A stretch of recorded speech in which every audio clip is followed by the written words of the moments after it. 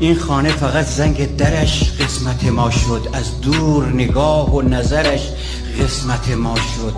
10 دختر همسایه دم بخت، ولی حیف فوش پسر بی پدرش قسمت ما شد.